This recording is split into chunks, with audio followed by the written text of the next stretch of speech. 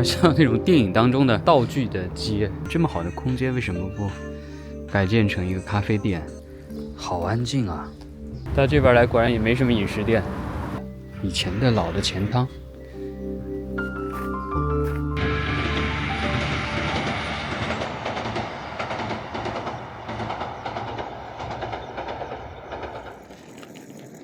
今天天气也不错，一早从酒店出发，现在要去素毛站。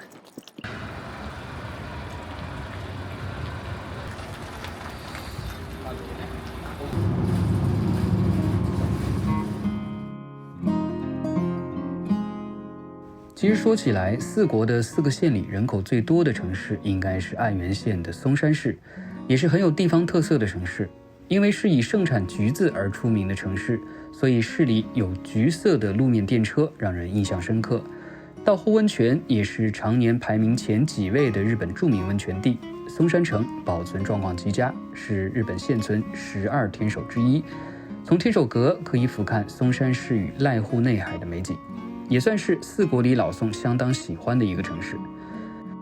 这次不去松山，选择的是在爱媛县西部被称为伊予小京都的大洲市。这里有静谧的田园风光，也不乏历史古韵，是一处很适合旅行的地方。从素毛前往大洲，需要先乘坐巴士到达爱媛县的宇和岛，然后再转乘火车到达大洲市内的伊予大洲站。到宇和岛站了，这巴士坐了整整2个小时。门前这几棵椰子树怎么感觉稍微有一点那个台南车站的影子？宇和岛站怎么建得像个酒店一样？远看不会觉得这是一个车站，真的会觉得是一个酒店。本来呢，站前其实它有一班，继续有一个大巴，直接应该可能10分钟后吧，直接就可以到大洲的。但是我实在是不喜欢坐大巴，前面那段是没办法，它没有铁道。因为我坐大巴的话，我不知道大家有没有这种感觉，我就是在车上看手机也好，看书也好，根本就看不了，就头特别晕，所以我其实不喜欢坐大巴。其实很多人不太理解日本的这个火车票的话呢，有乘车券啊，它其实就是距离票价，就这段到这端按照距离来算的话呢，它一定就是会收这个钱。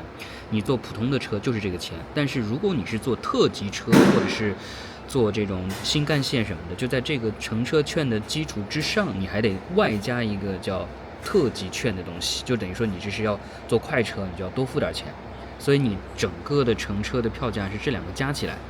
所以有时候人会觉得奇怪，为什么有2张票？日本就是稍微复杂一点，所以你光拿这张票呢，你只能坐普通的慢车。你要坐特急车，你就得再有一张这个特急券。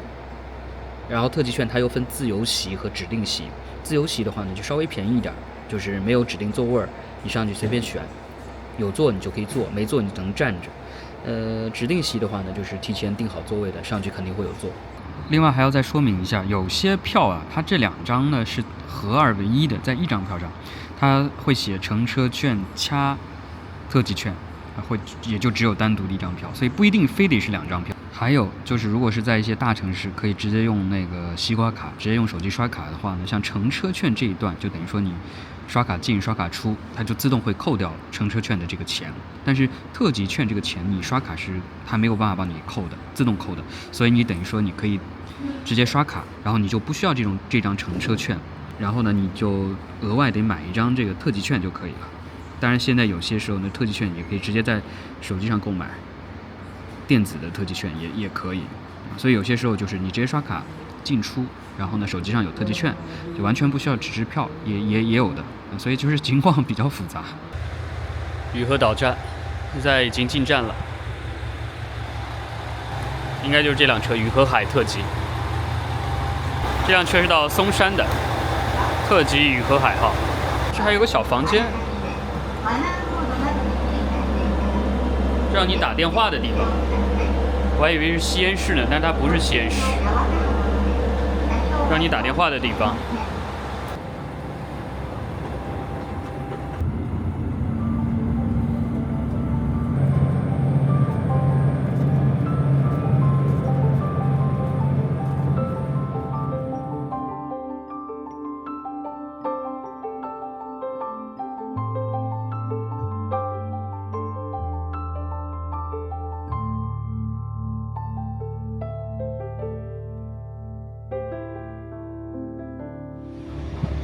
到伊予大洲了，车继续开往松山。站厅也是这种古风的。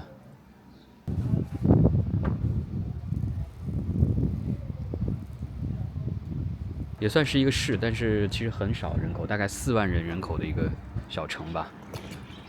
站前还有一个这个纪念碑，中村修二，2014年的诺贝尔物理学奖获得者，小时候是在大洲市若宫居住的。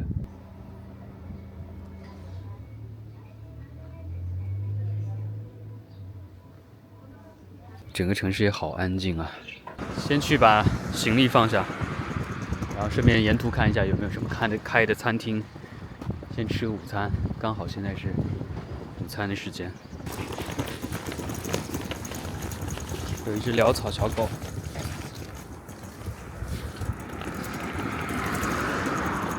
是什么？这家好像有一家咖啡店卖 pasta 的，看起来不错，就在这儿吃吧。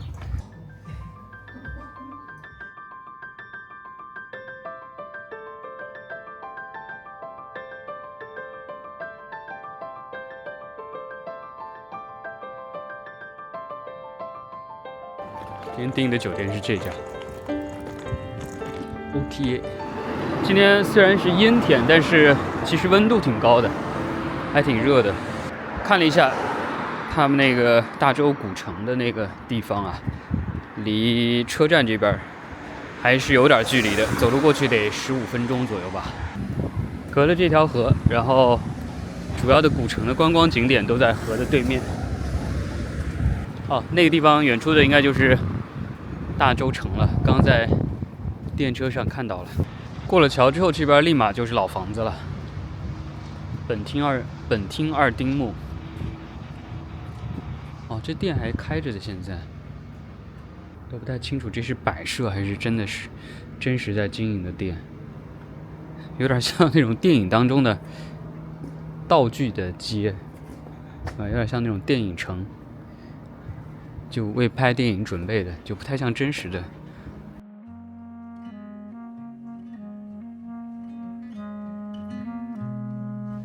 大洲之所以被称为伊予小京都，是因为大洲城下的一片区域作为城下町，完整保存了江户至明治时期的建筑与生活场景。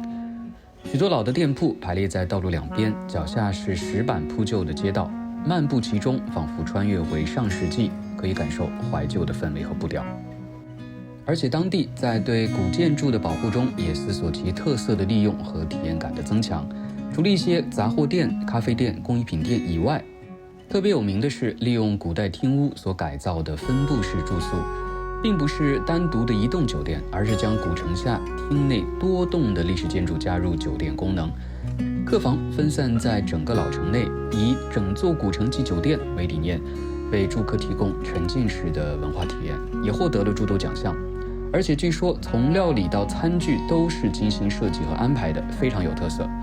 不过价格当然也不便宜，含餐食的话，一个客人平均一晚约3到4万日币。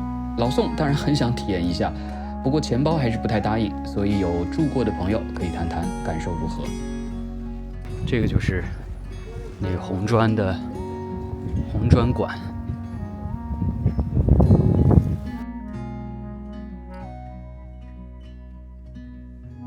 这以前呢是大洲商业银行的本店，就他们的总部的地方。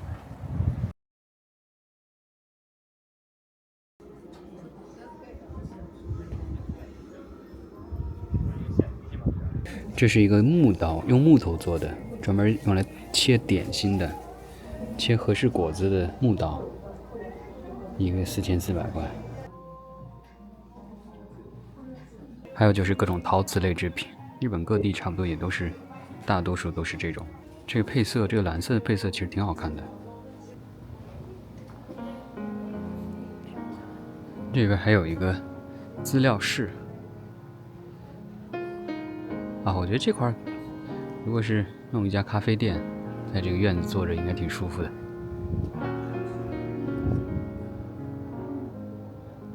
特别悠闲的一个场地。这个房子它是以前的金库，银行的金库。其实现在作为资料室，大洲商业银行落成当日，错落有致啊！这个桌子放的，这还开放了一个房间作为休息室。不过我觉得他们这个音乐放的有点奇怪，为什么放的是西洋音乐？象征那个时代的西化吗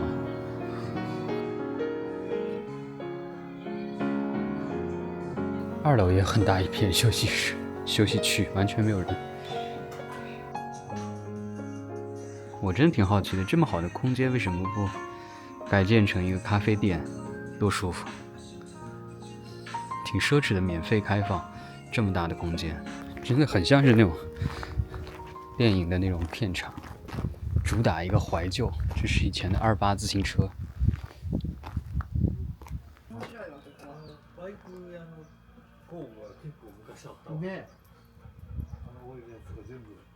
感觉这种小汽车就是80年代小孩的这种玩具。我觉得这种车真的我好像是见到过的。可能对日本的中年人来说，这里面的东西应该特别的有感情。我觉得有一部分可能跟中国是相同的，有一部分他们日本自己的一些东西。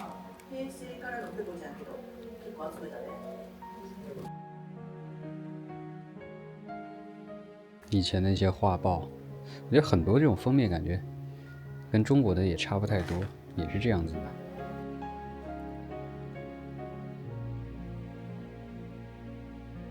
哇，这还有以前他们家里面的布置的样子。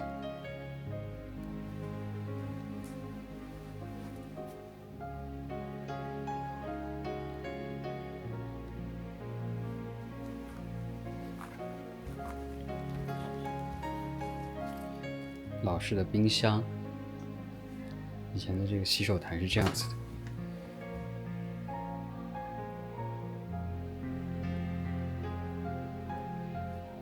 这也有这个缝纫机。最大的印象就是，真的是可口可乐见证着时代的发展啊！可口可乐真的是跟时代共同发展，很早期就有了。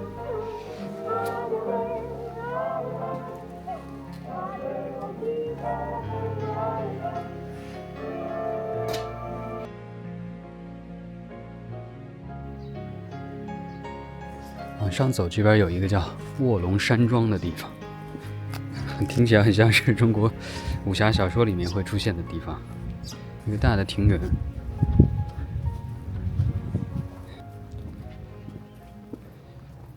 国家指定名胜卧龙山庄庭园。参观费呢是一个人550块。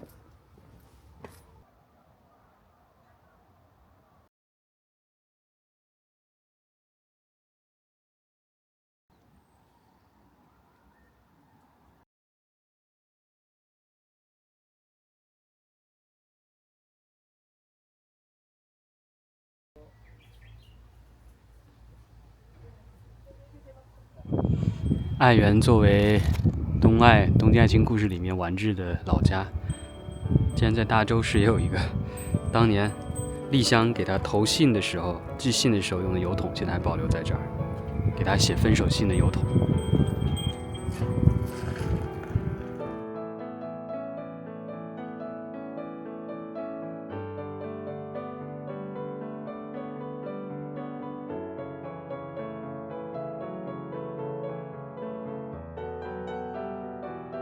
街中のガキみんな友達だったんだ。いいよね。ん？私なんか転校ばっかだったから。そっか。俺転校したことないからな。はじめましてとさよならの間が1ヶ月ないこともあったし、お別ればっかり。そんだけ繰り返してると割と慣れちゃったりすんだろ。そんなの慣れないよ。3センチの方でしましょうか。はい。これで。はい。これを三角に取ります。はい。で、三角に折ります。はい。で、とかこうやって切れているものも桜もあるんです。最后还是要来看一下大洲城。现在基本上已经没有游客了，4点钟了，大家可能都来的比较早。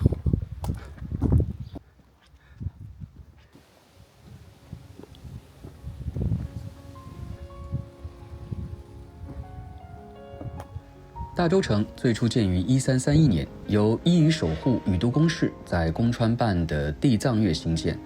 到了战国末期，经由藤堂高虎和斜坂安治整修，发展成4层的城郭结构。明治时期因天守阁年久失修而被拆除，仅剩4座箭楼保存至今，并被指定为重要文化财产。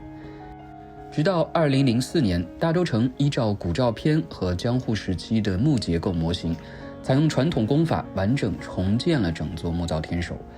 这也是日本第一座完全根据石料在战后实现的木造复原天守，使用当地木材、竹子、灰泥和手工铁件，尽可能保留了传统的结构与质感。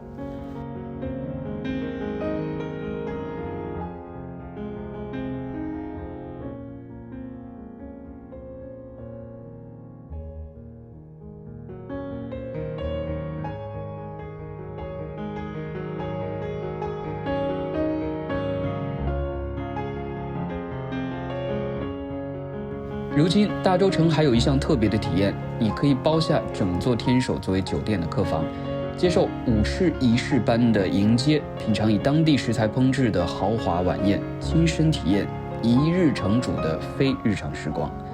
当然，价格嘛，大家可以猜一下。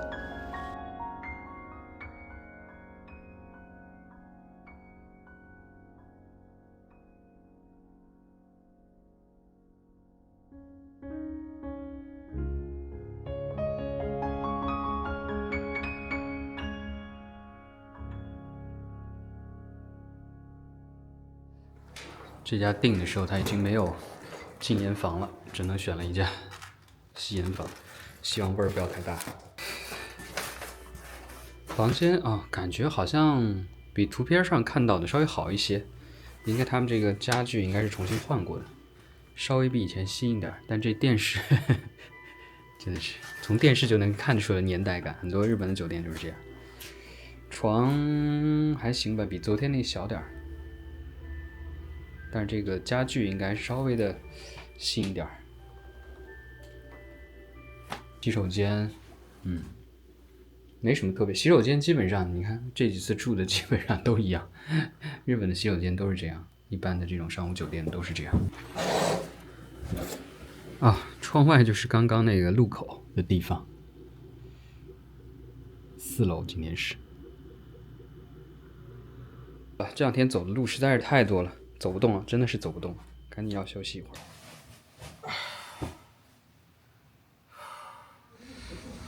酒店的早餐，自助式的，虽然种类不是很多，但是价格很便宜，770块，至少可以吃到一顿热的早餐。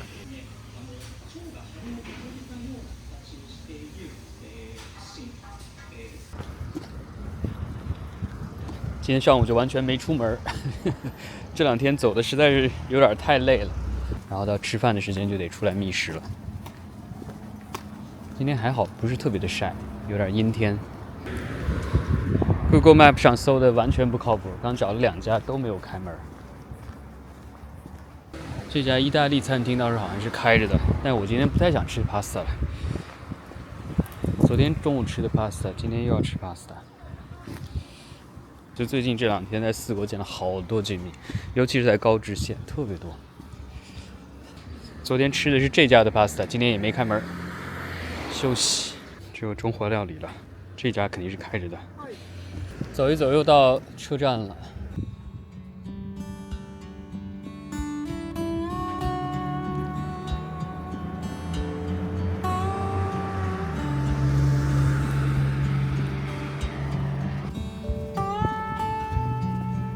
到这边来果然也没什么饮食店。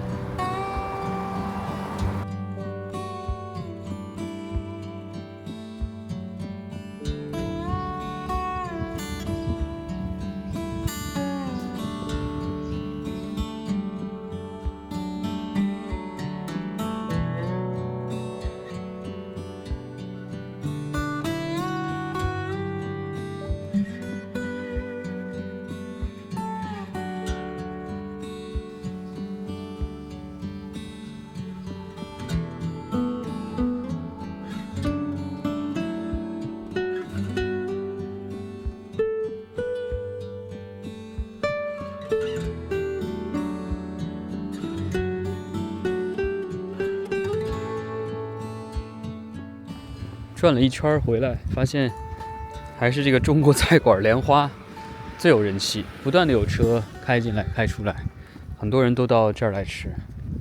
那我今天是真的不太想吃，真的不太想吃中华。这儿好像有一家汉堡店。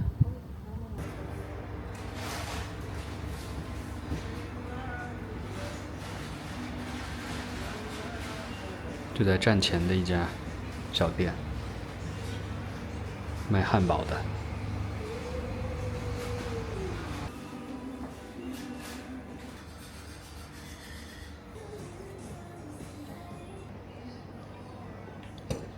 现在2点钟，他们的小学生已经放学了。日本的真的是放学的好早啊！这条街怎么看起来跟素毛的那条街有点像？下午4点半多，终于凉快了，出来走一下。应该往前走的话，可以走到那个河边儿。想说去河边那边看一下。偶尔这些小酒馆其实开始已经喝了，能听到里面的声音。这种基本上都是做当地人常客的生意的。这是一个钱汤吧？哦，但是现在应该是不开了。以前的老的钱汤，就是那种公共澡堂。哇，这个氛围看起来相当不错，不过就是不开了。如果开的话，可以想尝试一下。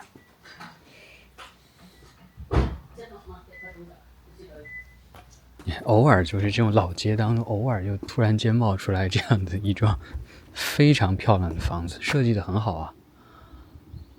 这应该是一户人家吧？这设计的真棒，而且也很大，很开阔。老的这些人家一般都会有很多种树木，尤其这种松树。这院子里面已经是挤满了各种树木。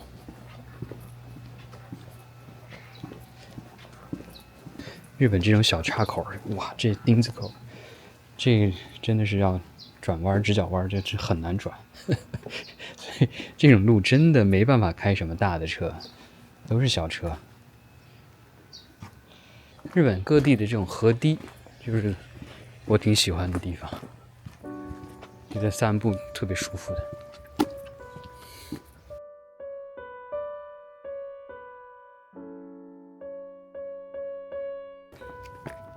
啊，到河边了。哎，这挺开阔的，小孩们都在这儿玩呢。这个就是铁道桥右边的这个特别大的一片场地，然后远处那个地方就可以看到大洲城。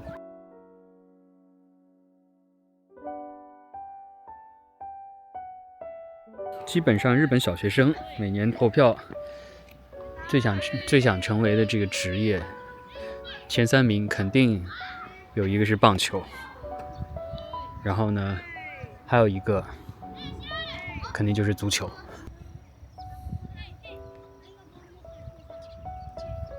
在这儿遛狗真的是舒畅，狗也有大的场地能跑来跑去。绳儿也不用牵。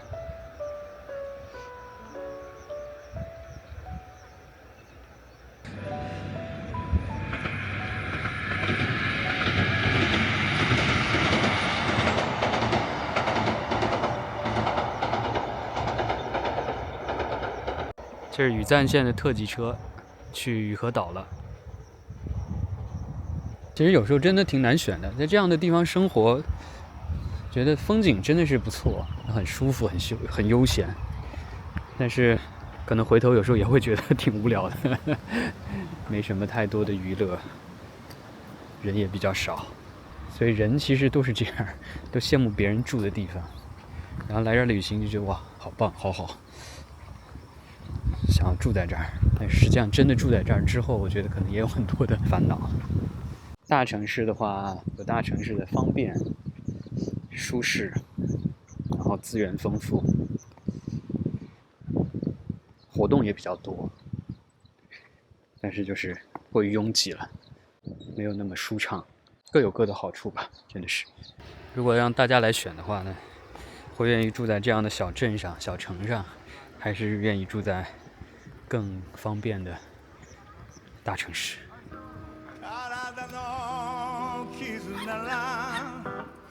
直せるけれど心の痛手は癒せはしない小指に食い込む指輪を見つめあなたは昔を思って泣いた時の過ぎゆくままに好みを任せ男と那只狗子一直在看我，一直在看我，这么稀奇吗？你也挺可爱的，拜拜。二人が愛せるならば窓の景色も変わってゆくだろう